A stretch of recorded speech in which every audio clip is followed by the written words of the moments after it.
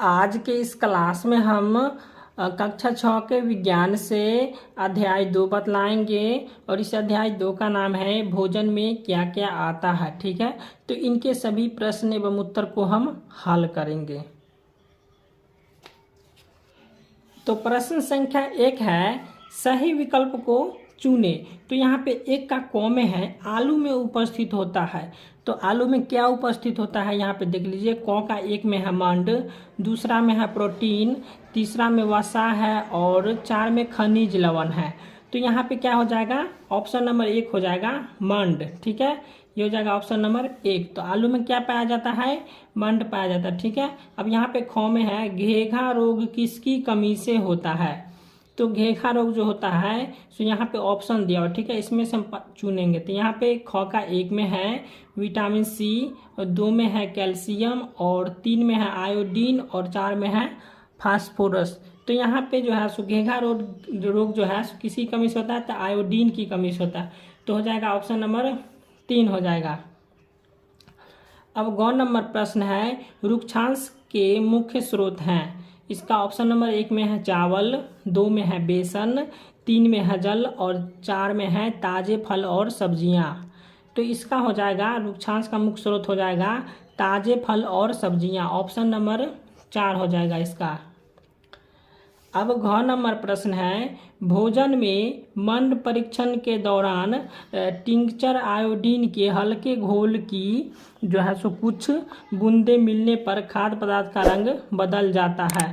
तो यहाँ पे घ का 1 में ऑप्शन है नीला, ये हो जाएगा, दूसरा काला, और तीसरा है नीला या काला, और चौथा इनमें से कोई नहीं। तो इसका हो जाएगा ऑप्शन नंबर 3 नीला या काला।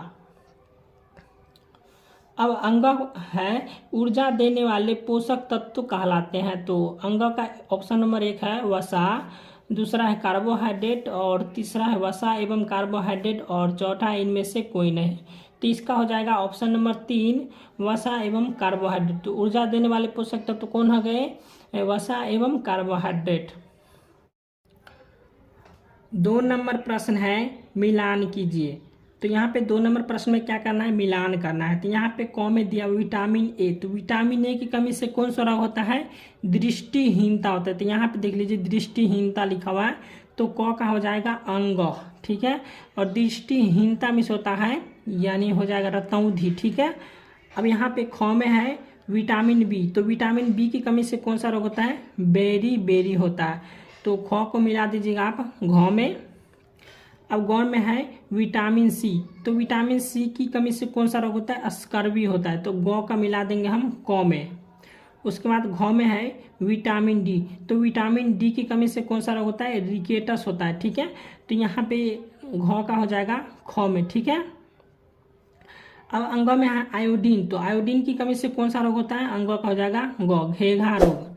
ठीक है, अब प्रश्न संख्या 3 है, इनमें सही कथन को सही अंकित कीजिए। ठीक है, तो यहाँ पे 3 का क में है, केवल चावल खाने से हम अपने शरीर के पोषण की आवश्यकताओं को पूरा कर सकते हैं, तो नहीं कर सकते। ठीक है, इसके लिए क्या चाहिए, इसके लिए चाहिए बहुत कुछ। ठीक है, तो यहाँ पे ख में है, अब संतुलित आहार खाकर अभावजन्य रोगों की रोकथाम की जा सकती है। तो हाँ, ठीक है, इसका हो जाएगा सही। अब गौ नंबर प्रश्न है, शरीर के लिए संतुलित आहार में नाना प्रकार के खाद्य पदार्थ होना चाहिए। तो यहाँ पे हो जाएगा सही। ठीक है, अब घ में है, शरीर के सभी पोषक तत्व उपलब्ध कराने के लिए केवल मांस पर्याप्त है, नहीं हो जाएगा। ठीक है,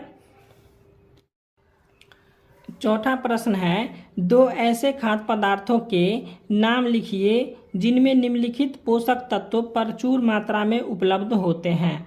तो यहाँ पे वसा लिखा होता है। तो वसा में क्या होता है, अंडा होता है, उसके बाद दूध। तो अंडा और दूध में क्या पाया जाता है, वसा पाया जाता है। ठीक है, अब यहाँ पे मंड लिखा हुआ था दूसरा में। तो मंड का हो जाएगा चावल और आलू। तो चावल और आलू में क्या पाया जाता है, मंड पाया जाता है। उसके बाद था आहारी रेशे। तो आहारी रेशे हो जाएगा फल और सब्जियां। तो फल और सब्जी में क्या पाया जाता है, आहारी रेशे पाया जाता है। उसके बाद है प्रोटीन। तो प्रोटीन में जो है सो दूध और मछली आ जाएगा। तो दूध और मछली में जो है प्रोटीन पाया जाता है। ठीक है, तो ये हो गया। अब 5 नंबर प्रश्न है, निम्नलिखित के नाम लिखिए। तो यहाँ पे 5 का क में है पोषक तत्व जो मुख्य रूप से हमारे शरीर को ऊर्जा देता है, तो वो हो जाएगा कार्बोहाइड्रेट, उसके बाद हो जाएगा वसा। ठीक है, ये हो गया। अब ख में है पोषक तत्व जो हमारे शरीर की वृद्धि और सुरक्षा के लिए आवश्यक है, तो ये हो जाएगा प्रोटीन।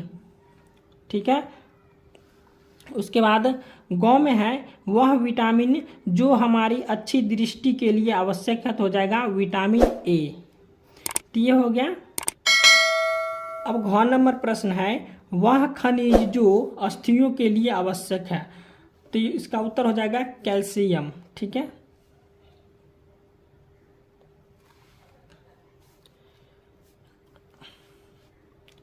छठा प्रश्न है हमारे भोजन के मुख्य पोषक तत्वों के नाम लिखिए। तो यहाँ पे 6 का उत्तर हो जाएगा हमारे भोजन के मुख्य पोषक तत्व कार्बोहाइड्रेट, प्रोटीन, वसा, विटामिन एवं खनिज लवण हैं। इसके अलावा भी हमारे शरीर को भोजन में आहारी रेशे तथा पानी की जरूरत होती है। तो ये हो जाएगा प्रश्न संख्या 6 का उत्तर। अब प्रश्न संख्या 7 है कुपोषण से आप क्या समझते हैं।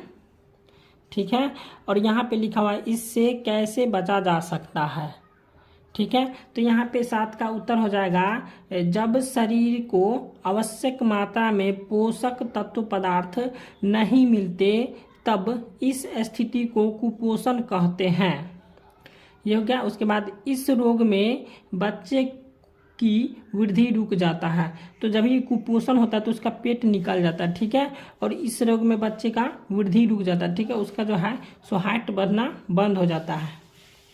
उसके बाद पेट फूला हुआ दिखता है और छाती में पसली की हड्डी भी दिखाई देने लगती है। और इससे बचने के लिए बच्चों को प्रोटीन, कार्बोहाइड्रेट आदि अन्य पोषक तत्व सही मात्रा में देना चाहिए। तो ये हो जाएगा प्रश्न संख्या 7 का उत्तर हो जाएगा।